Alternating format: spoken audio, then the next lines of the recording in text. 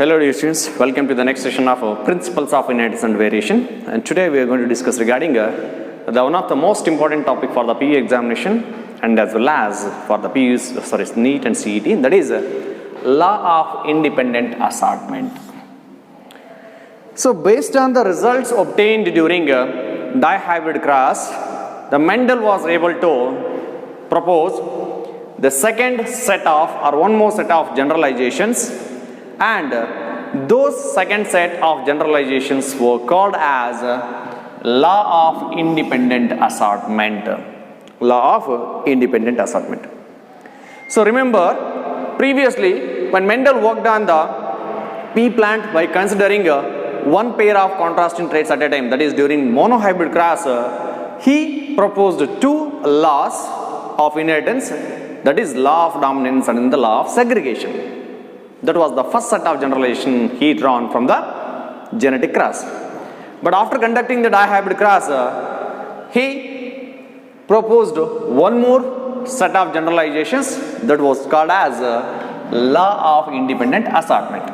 So what this law of independent assortment says or it states means, this statement alone will be asked for 2 marks in the PU examination. So remember, you have to write this statement only.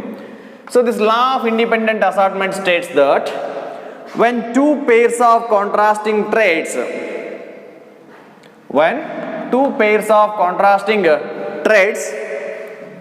are combined in a hybrid.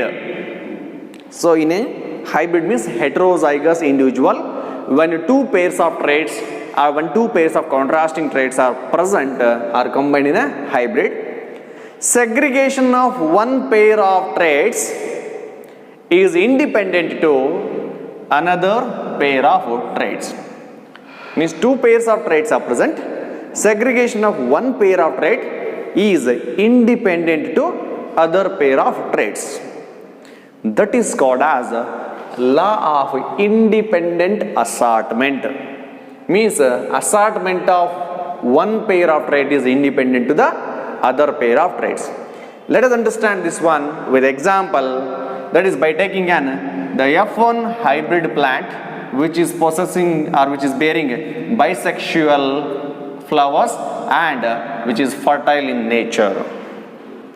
See, this law of independent assortment can be better understood by the Punnett square in order to represent the gametes formed by the F1 hybrid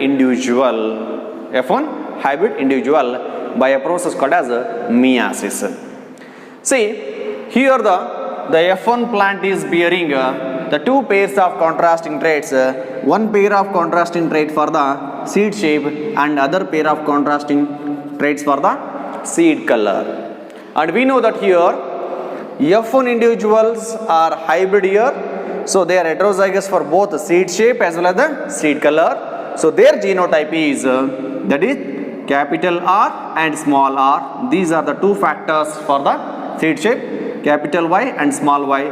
These are the two factors for the seed color. So here, as it is a bisexual plant, it will be having both the male part as well as the female part. The male part of the flower is called as androecium and female part of the flower is called as gynoecium. So both are diploid in nature as they are representing a diploid hybrid plant.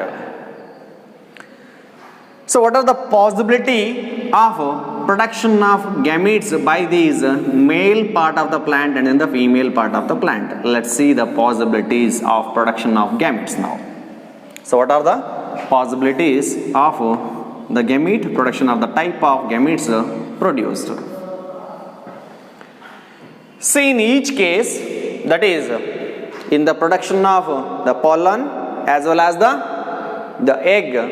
So what are the assortment of the traits, a segregation of trait takes place here.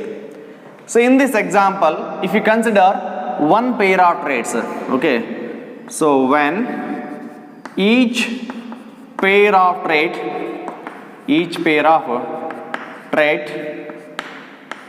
considered separately.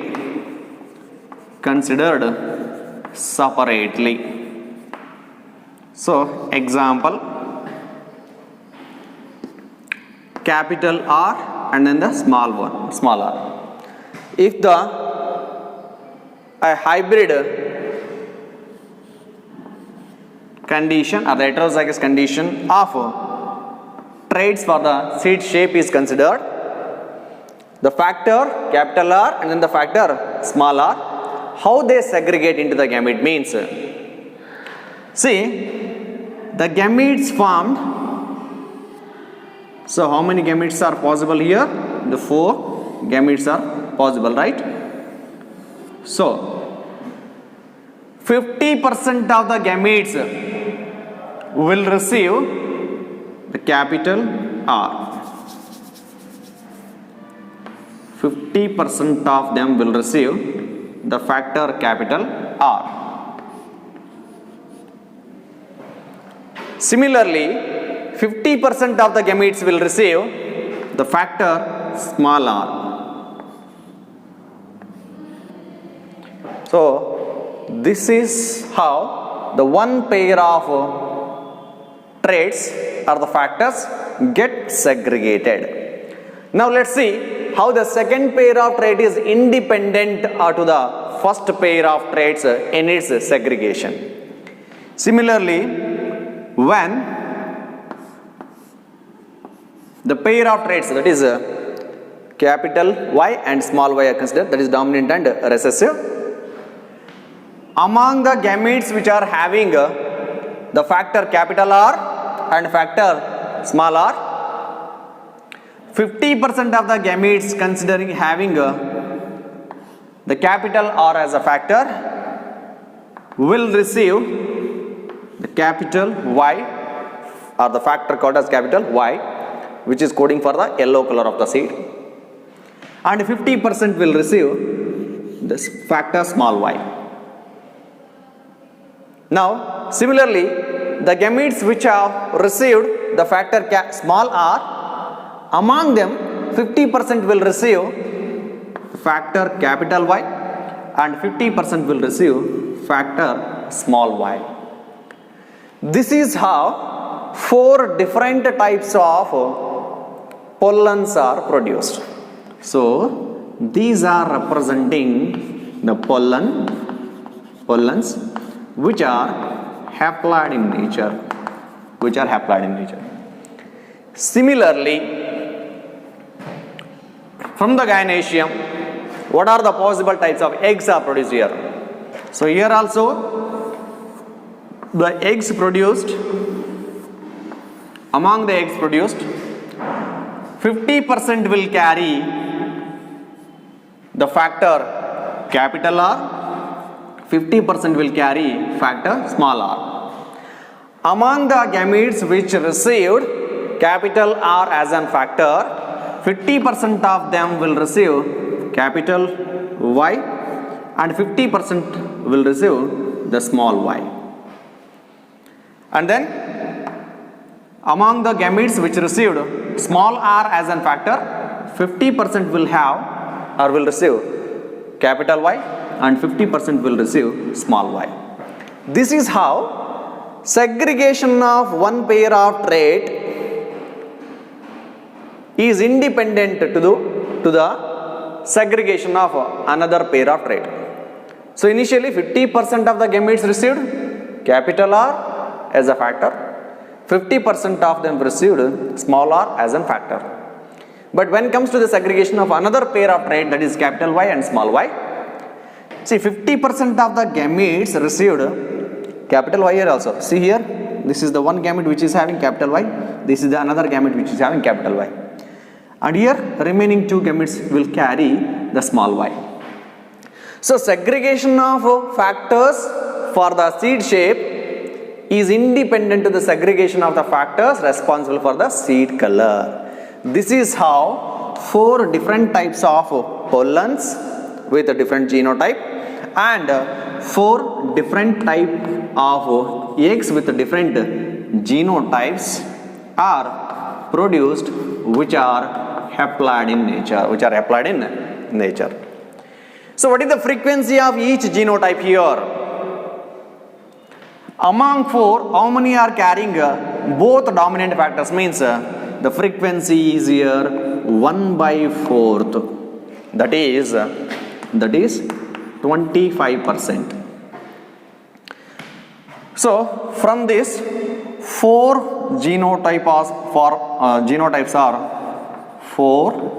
genotypes are produced both in pollens and eggs. That is, what are those 4? Capital R, capital Y, capital R, small y, small r, capital Y, small r, small y. So what is the frequency of capital R and small y in pollens? That is only 1 among 4, that is 25%. So its frequency is just 25%. What is the frequency of genotype?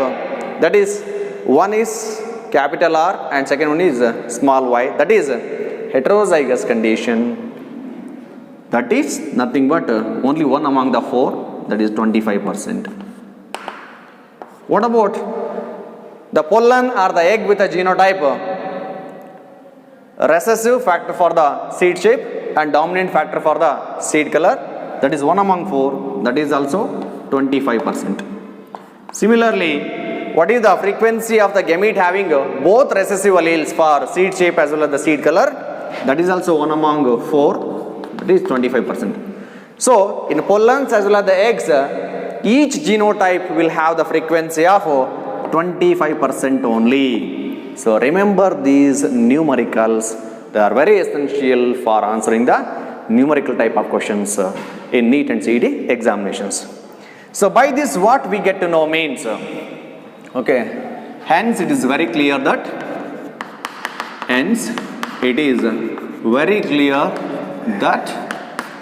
okay, when more than 2 pairs of or more than 1 pair of contrasting traits are present in an individual, segregation of 1 pair is independent of another pair. That each gamete produced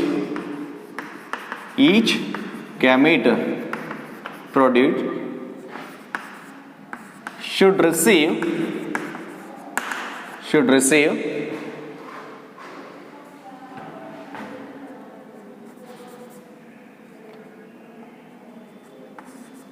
and factor means should receive 1 factor from the pair, 1 factor for all possibilities or for all possible combinations, See, this is what the one possible combination here, capital R with the capital Y. Capital R with the small y is the another combination. Similarly, small r with the capital Y is another combination, small r with the small y is another combination. These are the only 4 combinations can be found when when the plant is or the individual is heterozygous for 2 traits or the 2 characters. Similarly, when the gametes are produced, they should carry or receive 1 factor for all possible combination. 1 factor for the roundness of the seed here, 1 or the shape of the seed, 1 factor for the color of the seed. This is one possibility. Next, 1 factor for the seed shape, 1 factor for the seed color, 1 factor for the seed shape, 1 factor for the seed color, 1 factor for the seed shape, 1 factor for the seed color. So these are the 4 possible combinations. In our 4 possible combination, for each phenotype 1 factor will be received. For the other phenotype 1 factor will be received, like that. So the gamete should receive 1 factor for all possible combinations. Okay. So in this way during the formation of formation of gametes, during the gamete formation process, okay, each gamete will receive one factor for each phenotype, and all such possibilities will be formed as the genotypes. So in this way, when more than one pair of traits, contrasting traits are present in an individual, segregation of each pair of trait is independent to other. So when more than one pair of traits are present in an individual, segregation of one pair of trait is independent to other pair of trait. So this is what called as law of independent assortment. Make a note of these points now.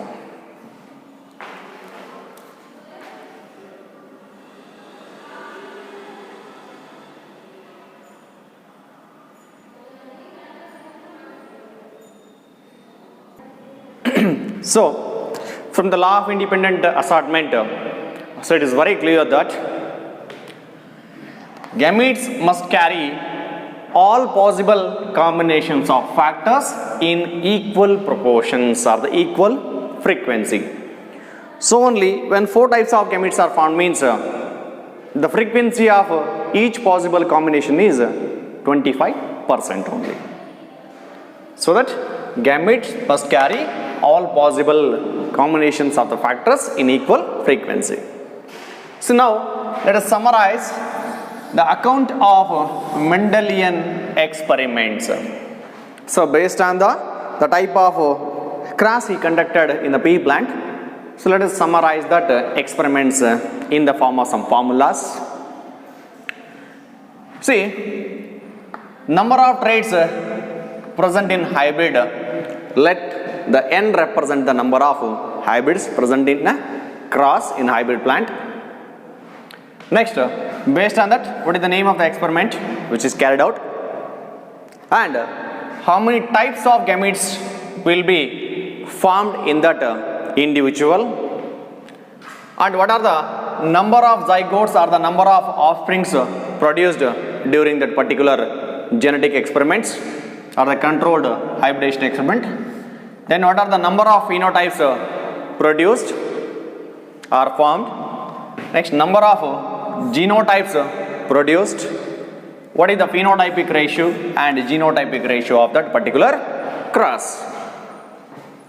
So here, when the number of traits in hybrid is only 1, so n is 1 year. And when only one hybrid is present means, then the name of the experiment will be monohybrid cross. 1 means the individual is a hybrid for only one character. So it is a monohybrid cross. So let us represent that with the contrasting pair of traits. Okay, that is for example. So here, what is it trait means? Say for example, here only one, right? So the contrasting pair of trait for the one character. Here capital A and small a are the contrasting traits for one character only. So as only one type of traits are present here which are contrasting to each other, this class is called as monohybrid class. Next is, what are the types of gametes produced in this class? So we can calculate it by using the formula 2 to the power of n here. So here the 2 to the power of n means here, if you substitute that value of n here, so what is the value of n here? Only 1. So 2 power 1 is nothing but here 2 only. So 2 type of gametes will be produced. Then what is the number of offsprings or the zygotes formed from this combination means, it can be calculated by the formula gametes to the power of 2 or gamete square. So how many gametes are produced here? How many types of gametes are produced? 2. So 2 to the power of 2 means 4 offsprings will be produced.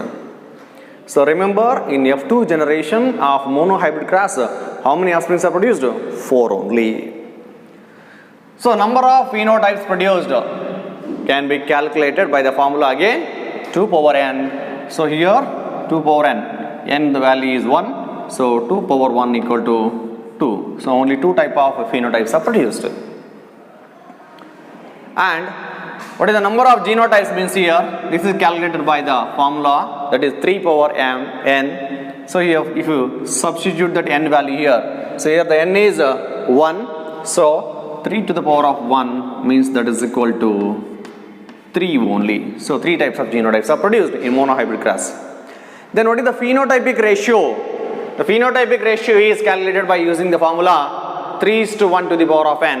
So here the n is 1 only, so that 3:1 is the phenotypic ratio of monohybrid cross. Remember, when the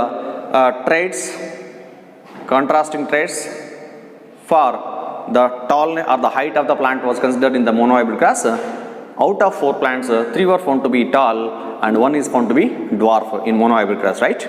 So the phenotypic ratio is 3:1. And remember, the same cross where the genotypic ratio was 1:2:1, that is the phenotypic ratio is 1:2:1. That is 1 is homozygous tall, 2 are heterozygous tall, 1 is homozygous dwarf. So 1:2:1 will be the genotypic ratio of monohybrid cross. So this is what the summarized account of monohybrid cross conducted by Mendel. Similarly, let's calculate the same things for the dihybrid cross. In dihybrid cross, how many pairs or the number of traits will be present for the hybrid means the 2. So only it is called as dihybrid cross. Here, 1 pair of contrasting traits for one character and other pair of contrasting trait for the another character. 2 traits are considered, 2 pairs of 1 pair of characters or 2 pairs of contrasting traits are considered. So it is called as a dihybrid cross.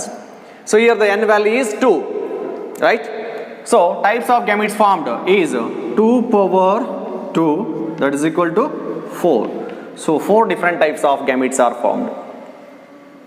And what are the number of zygotes or the offsprings formed if the 4 types of gametes are formed means 4 to the power of n. What is the value of n here? That is 4 square only. Offsprings produced in F2 generation are 16. Then the number of phenotypes produced. So here it is calculated by the formula 2 power n. If you substitute that n value here, so here the n value is 2, so only 2 power 2, that is equal to 4. 4 different types of phenotypes are produced in dihybrid cross. So number of genotype produced here calculated by the formula 3 power n. So 3 power n, here the n value is 2, so 3 power 2 is nothing but 9.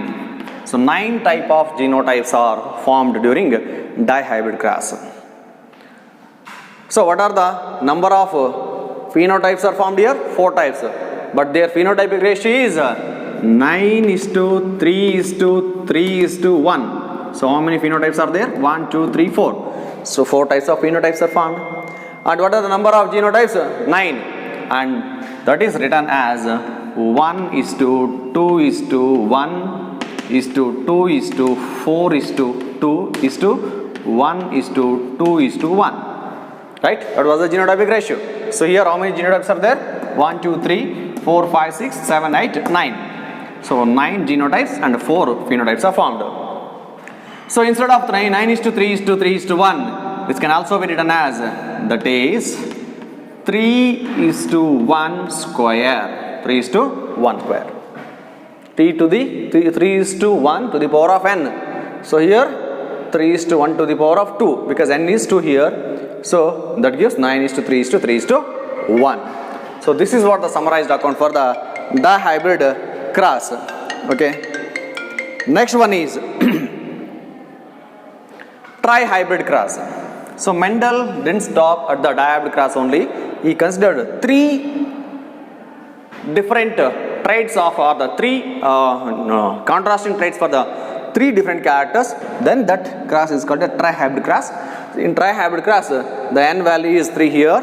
The number of hybrids are 3. So number of, or the types of gametes formed here calculated by 2 power n, that is n is 3 here. So 2 to the power of 3 means is equal to 8.